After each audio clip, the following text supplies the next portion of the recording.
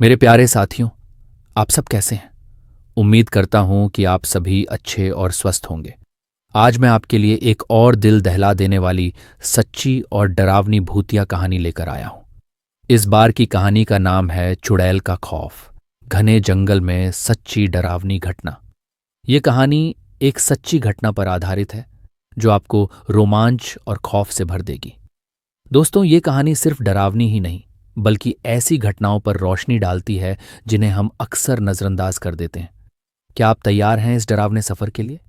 तो वीडियो को अंत तक जरूर देखें, क्योंकि आगे जो होगा वह आपके होश उड़ा देगा। अगर आपको यह कहानी पसंद आए तो वीडियो को लाइक करना न भूलें। और हाँ, अगर आप ऐसी ही और सच्ची और भूतिया कहानियां सुनना चाहते हैं तो हमारे चैनल को सब्सक्राइब जरूर करें। बेल आइकन दबाएं ताकि कोई भी खौफनाक किस्सा आपसे मिस न हो जाए। तो चलिए दोस्तों, अब बिना किसी देरी के चलते हैं इस खौफनाक सफर पर और सुनते हैं चुड़ैल का खौफ। घने जंगल में सच्ची डरावनी घटना की सच्ची कहानी।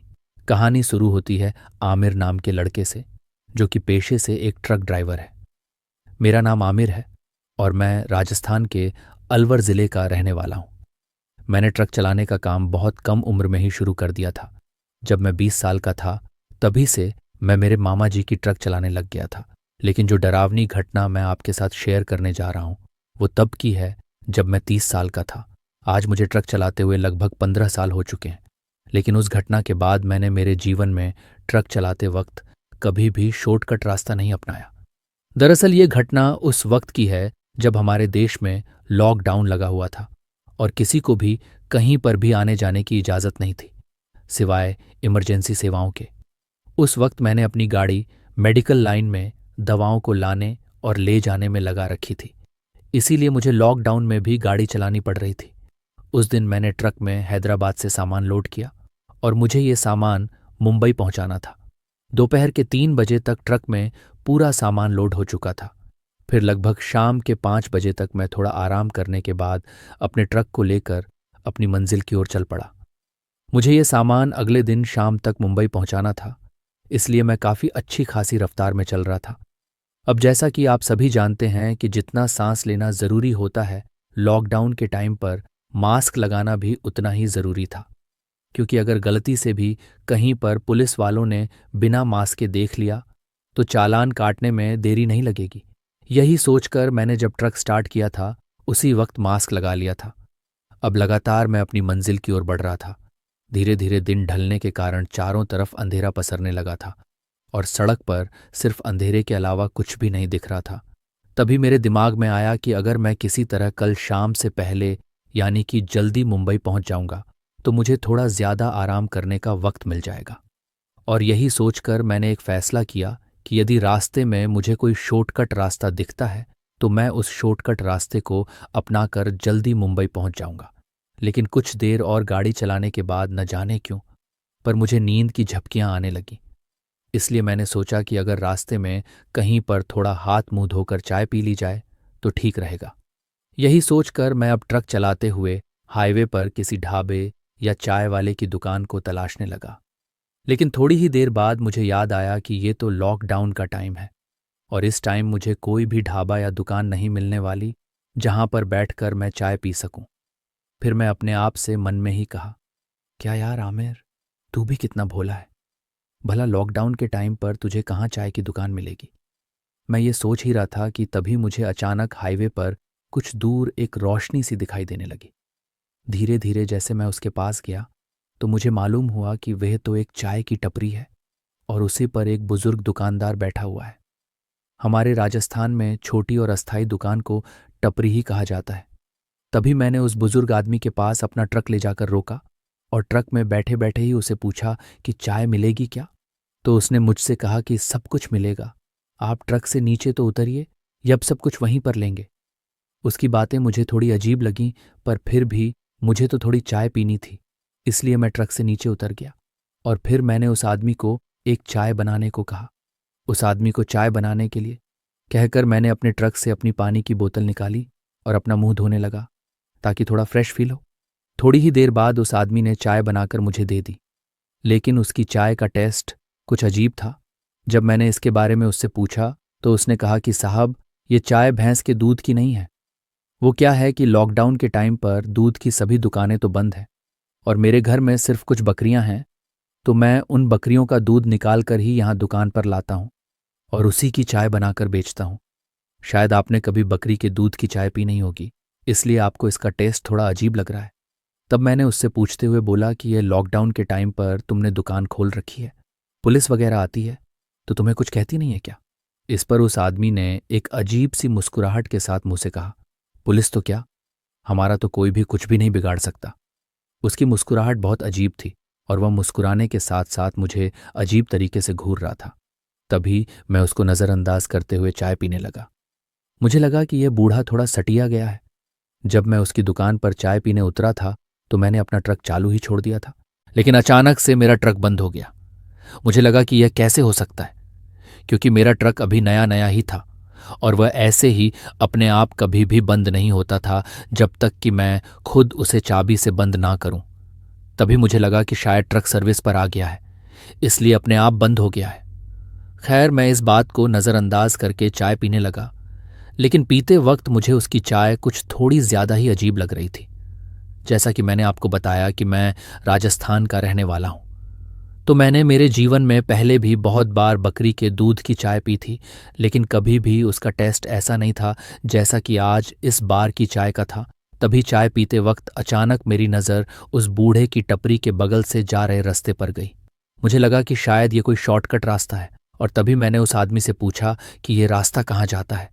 तो उस आदमी ने फिर से उस अजीब सी मुस्कुराहट के साथ मुझसे कहा कि जहां जाना चाहते हो ये रास्ता तुम्हें वहीं पहुंचा देगा।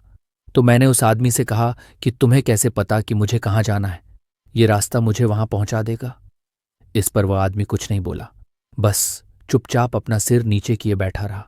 तभी मैंने उससे फिर से पूछा, अच्छा ये तो बताओ कि इस रास्ते से मुंबई जाने पर कितनी दूरी कम पड़ेगी? तो इस पर उस आदमी ने अपना मुंह नीचे किए हुए ही बोला, 150 किलोमीटर की दूरी। अभी मैं उस आदमी से कुछ और पूछने ही वाला था कि तभी वह आदमी अजीब तरीके से कांपने लगा। जब मैंने गौर से उसकी तरफ देखा तो उसका एक हाथ बहुत ज्यादा कांप रहा था। मुझे भी थोड़ा अजीब लगा। फिर मैंने उससे कहा कि क्या हुआ, तबीयत तो ठीक है ना तुम्हारी? इस पर उस आदमी ने मेरी तरफ अजीब तरीके से घूरते हुए कहा कि तुम्हारा काम खत्म हो गया है, तुम जा सकते हो। यहां से मुझे भी उससे कुछ ज्यादा मतलब नहीं था, इसलिए मैं जाकर अपने ट्रक में बैठ गया। लेकिन ट्रक में बैठने के बाद भी जब मैंने उस आदमी को देखा तो उसकी हरकतें मुझे बहुत अजीब लग रही थी। मुझे तो वह बूढ़ा पहले से ही बहुत ज्यादा पागल लग रहा था, इसलिए मैंने उसकी तरफ ज्यादा ध्यान नहीं दिया। लेकिन न जाने क्यों उसकी चाय पीने के बाद मेरा ध्यान बार बार उस शॉर्टकट रास्ते की तरफ जा रहा था और हुआ भी अंत में यही हवा।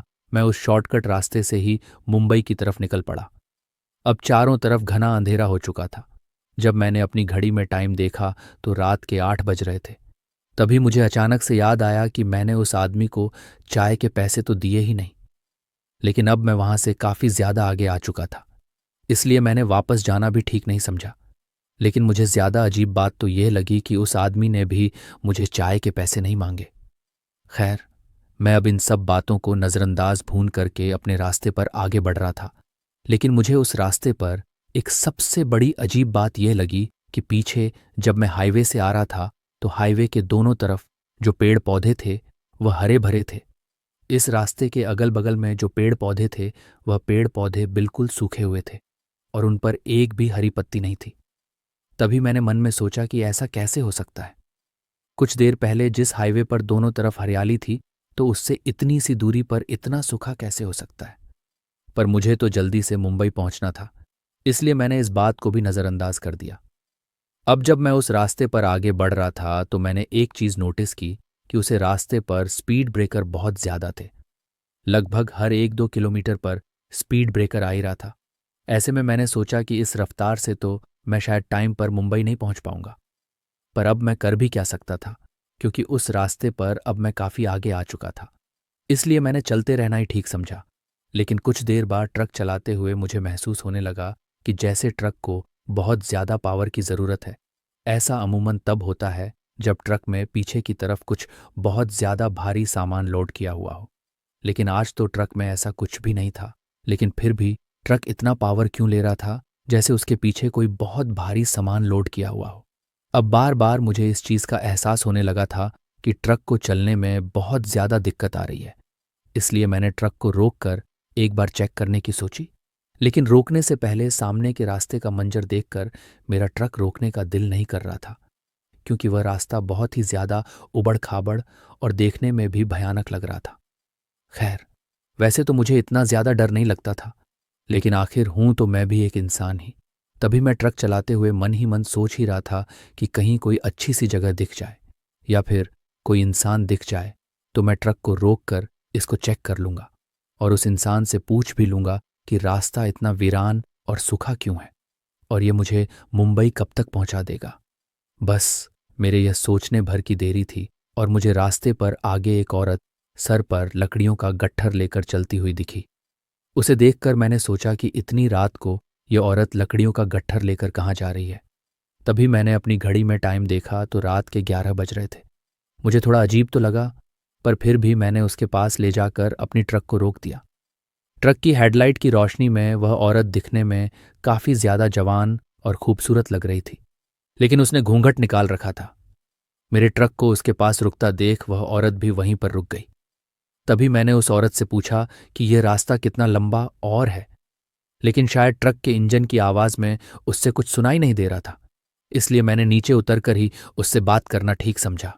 तो अब मैं ट्रक को चालू छोड़कर ही केबिन से नीचे उतरा और उस औरत के पास गया। लेकिन जैसे ही मैं उतरकर उस औरत की तरफ आगे बढ़ने लगा तो उस औरत ने अपने लकड़ियों के गट्ठर से अपनी दांतली निकाली और मेरी तरफ आगे बढ़ा दी। ये देखकर मैं बहुत ज्यादा डर गया। तभी मैंने उससे कहा कि घबराने की कोई बात नहीं है, मैं सिर्फ रास्ता भटक गया हूं और मैं आपसे रास्ता पूछने के लिए ही नीचे उतरा हूं। आप मुझे गलत ना समझे।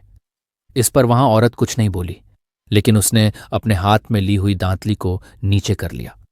दरअसल दांतली हमारे राजस्थान में एक प्रकार का औजार है जिसे कुछ भी लकड़ी या अन्य चीजों को काटने के लिए काम में लिया जाता है। अभी मैं उस औरत से कुछ और पूछने ही वाला था कि तभी उसने अपना घूंघट ऊपर किया और उसके घूंघट ऊपर करते ही मैं तो मंदमुग्ध हो गया, क्योंकि वह दिखने में काफी ज्यादा खूबसूरत थी। तभी मैंने अपने आप को संभालते हुए उस औरत से पूछा कि क्या यह रास्ता में आगे जाना ठीक होगा या ऐसे ही उबड़ खाबड़ रहेगा। तभी उस औरत ने कहा कि नहीं, ये ज्यादा आगे तक ऐसा नहीं है, आगे जाने के बाद अच्छा रास्ता है।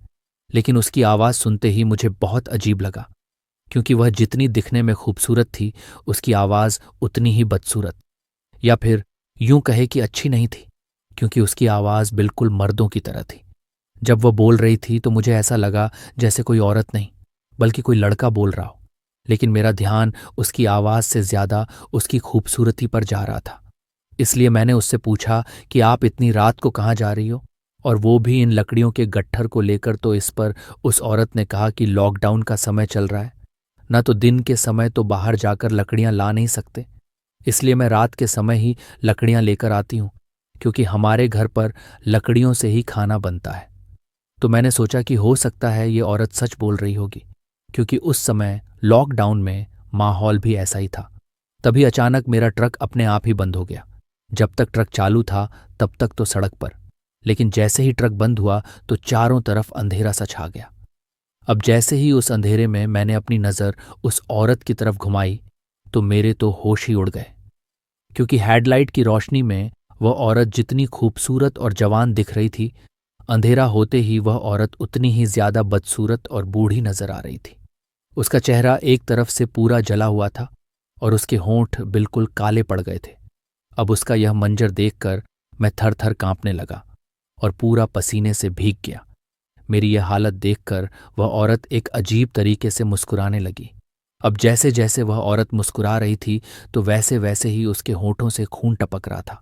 ये सब देखकर मैं तो वहां जैसे पत्थर की तरह जम गया था। मैं हिलना और चिल्लाना चाहता था, पर मेरे हलक से आवाज निकल ही नहीं रही थी और पैरों को तो जैसे किसी ने फेविक्विक से वहीं पर चिपका दिए हो। उस औरत और मेरे बीच में सिर्फ 2 कदमों का ही फासला था। अब वह औरत धीरे धीरे मेरी तरफ आने लगी। ये देखकर मेरे दिल की धड़कन की रफ्तार 2 गुनी हो गई थी। मुझे ऐसा लग रहा था कि मुझे बस अब हार्ट अटैक आने वाला है। वह औरत मुझे अजीब तरीके से मुस्कुराते हुए घूर रही थी और उसके अंदर से घर घर की आवाज आ रही थी। साथ ही उसके होठों से खून की बूंदें अपने आप ही टपक रही थीं, जैसे अभी अभी उसने किसी का खून पिया हो। उस औरत की मुस्कुराहट बिल्कुल उस बुढ़े की तरह थी जिसने शाम के वक्त उस टपरी पर मुझे चाय पिलाई थी और जिसने मुझे ये शॉर्टकट रास्ता दिखाया था। ये औरत बिल्कुल उसी की तरह मुझे घूर रही थी और मुस्कुरा रही थी। अभी मैं वहां से भागने ही वाला था कि तभी उस औरत ने अपने सिर पर रखा गट्ठर फेंक दिया। जब मैंने उस गट्ठर की तरफ देखा तो मेरी तो चीख ही बैठ गई, क्योंकि वह कोई लकड़ियों का गट्ठर नहीं था, बल्कि वह इंसान की हड्डियों का गट्ठर था, जिसमें बहुत सारे इंसानी कंकाल थे। ये देखकर तो मैं अब डर के साथ में अजीब सी मुसीबत पर था। ये सब देखकर मैं समझ चुका था कि मैं बहुत गलत रास्ते पर आ चुका हूं और इसके साथ ही मैं बहुत बुरी तरीके से फंस भी चुका हूं, क्योंकि यह औरत अब मुझे जिंदा नहीं छोड़ेगी। और उस गट्ठर की तरफ देखकर मैं यही सोच रहा था कि इन लोगों को भी इस औरत ने मार दिया होगा और ये उन्हीं सब लोगों के कंकाल हैं, और आज के बाद एक कंकाल मेरा भी इनमें शामिल हो जाएगा। अब वह औरत धीरे धीरे मुस्कुराने के साथ साथ हंसने भी लगी। अभी ये सब चल ही रहा था कि तभी पता नहीं अचानक से वहां पर अंधेरे में से एक आदमी आया। उस आदमी को आता देख मुझे अपनी जान बचने की कुछ उम्मीद दिखने लगी। मुझे लगा कि यह आदमी यहां आकर मुझे इस औरत के चंगुल से छुड़ा लेगा। लेकिन जैसे ही वहां आदमी करीब आया तो उसका चेहरा देखकर मेरे बचने की उम्मीद के बजाय मेरे मरने की संभावना ज्यादा बढ़ गई, क्योंकि यह वही बूढ़ा आदमी था जिसने मुझे उस टपरी पर चाय पिलाई थी। मेरे नजदीक आकर वो बूढ़ा मुझसे बोला, क्यों ड्राइवर बाबू, बिना पैसे दिए ही चले आए? चाय के पैसे कौन देगा? तभी मैं उन दोनों से कहना चाहता था कि तुम्हारे चाय के पैसे ले लो, पर मुझे छोड़ दो, मेरी जान बख्श दो। लेकिन मेरे हलक से तो आवाज निकल ही नहीं रही थी। अचानक उस चुड़ैल औरत ने मेरे सीने पर एक लात मारी और मैं धड़ाम से पीठ के बल सड़क पर गिर पड़ा। मुझे अब समझ आ चुका था कि यह लोग मुझे जान से मार डालेंगे। अभी मैं उठकर वहां से भागना चाह ही रहा था कि तभी वह चुड़ैल औरत अचानक से उछलकर मेरे सीने पर बैठ गई और उसने मुझे मारने के लिए अपने हाथ में वह दांतली ले रखी थी। अभी वह उस दांतली से मेरे ऊपर वार करने ही वाली थी कि तभी अचानक एक अजीब इत्तेफाक हुआ। मैंने देखा कि मेरी जेब से ताबीज की चमक अचानक से तेज हो गई। उस ताबीज में से एक तेज रोशनी निकलने लगी, जो अंधेरे को चीरते हुए चारों ओर फैल गई। ये रोशनी इतनी तेज और चमकदार थी कि चुड़ैल औरत के चेहरे पर ताबीज की रोशनी की किरणें पड़ते ही वह चीख उठी और पीछे हट गई। मैंने देखा कि ताबीज की चमक और अल्लाह का कलाम जैसे चुड़ैल औरत के सामने आकर एक दीवार की तरह खड़ा हो गया था। ताबीज की रोशनी ने उस चुड़ैल को घेर लिया और उसकी शक्ति को कमजोर कर दिया। चुड़ैल की दांतली हाथ से गिर गई और वह अपने आप को रोक नहीं पाई। वह अजीब आवाजें निकालते हुए औरत की स्थिति में गिर पड़ी। मुझे समझ में आ गया कि ताबीज की शक्ति ही उसे इस बुराई से बचा सकती है। उसने फिर से दिल से अल्लाह को याद किया और अपने मुंह से लगातार ताबीज के साथ कलाम पढ़ता रहा। आउजु बिल्लाहि मिनश शैतानिर रजीम, बिस्मिल्लाहिर रहमानिर रहीम। जैसे जैसे मैं ताबीज और अल्लाह के कलाम को पढ़ता गया, चुड़ैल की उपस्थिति धीरे धीरे कमजोर होती गई। उसकी आंखों से डर और दर्द की लकीरें साफ दिख रही थीं। अंततः चुड़ैल की शक्ति पूरी तरह से समाप्त हो गई और वह अंधेरे में गायब हो गई। उसके साथ ही वह बूढ़ा आदमी भी जैसे ही उसकी मदद के लिए आया, वह भी धीरे धीरे अदृश्य हो गया। मैंने ने राहत की सांस ली और ताबीज को फिर से अपने गले में कसकर पहन लिया। मैं जान गया था कि अल्लाह की कलीमात और ताबीज की शक्ति ने मुझे इस खौफनाक स्थिति से बचाया है। फिर मैं अपने ट्रक में वापस चढ़कर ट्रक को चालू किया और हाईवे पर चलने लगा। अब मैं जानता था कि मैं सही रास्ते पर हूं और मुंबई जल्दी पहुंच जाऊंगा। मैंने रात भर की घटनाओं को याद करते हुए उन अजीबोगरीब खौफनाक पल की तुलना में ताबीज की शक्ति को सराहा। मेरी आंखों में विश्वास और श्रद्धा की चमक थी। ट्रक अब तेजी से मुंबई की ओर बढ़ रहा था और मेरी आत्मा को भी एक नई उम्मीद और राहत का एहसास हो रहा था। जब मैंने मुंबई पहुंचकर अपने सफ़र की कहानी सुनाई तो हर कोई हैरान था। मैंने अपनी माँ को ताबीज़ और अल्लाह की कलीमात के बारे में बताया और सबने मेरी कहानी को एक चमत्कार के रूप में देखा। मैंने ने अपने अनुभव से सीखा कि सच्चे विश्वास और ईमान की ताकत से बड़ी कोई शक्ति नहीं होती। उस दिन के बाद से मैंने हमेशा के लिए तय कर लिया कि अब मैं कभी भी अंधेरे और भयानक रास्तों पर नहीं चलूंगा। और अल्लाह की कलिमात को अपने दिल में हमेशा रखूंगा।